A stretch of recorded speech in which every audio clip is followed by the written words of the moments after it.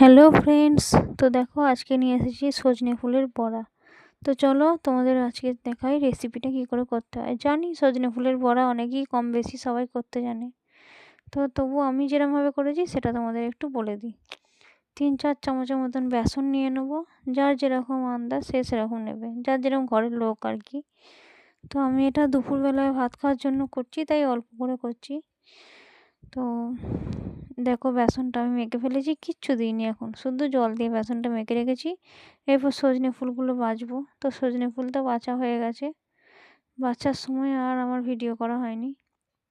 ধুয়ে ভালো করে নিয়ে এসেছি, এবার নুন দিয়ে দিলাম।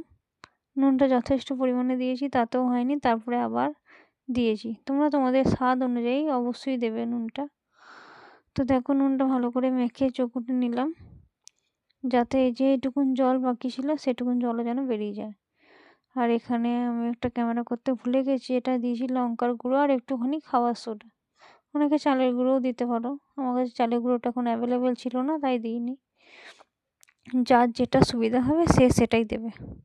তো দেখো সুন্দর করে বড়া ভাজতে বসিয়ে দিয়েছি। তো আমার তো আর ক্যামেরা করার কেউ নাই, তাই জন্য আমি এক হাতে করে তো আর ক্যামেরা করবো আর এক হাতে করে বেসন ছাড়বো, সেটা তো সম্ভব নয়, আমার ক্যামেরা স্ট্যান্ডও নাই। তো যাই হোক, সেটা আর বলে লাভ নেই তোমাদের। তো দেখো এখন বেসনের বড়া মানে সজনে ফুলের বড়াগুলো ভাজা হচ্ছে। ভাজা হওয়ার পর আর এই কটা আছে, শেষকালে ওই কটা ভালো করে ভাজছি, মানে ওগুলো আর দিলে পরে কড়াই ভালো করে ভাজা যেত না, দুবারই ভাজা হয়ে গেল আর কি। এ দেখো প্রথমে এগুলো ভেজেছি আর তারপরে এগুলো, আর বাদ বাকি খাবার পর 4টে পড়েছিল। তো তোমাদের কেমন লাগলো এই সজনে ফুলের বড়া অবশ্যই জানি।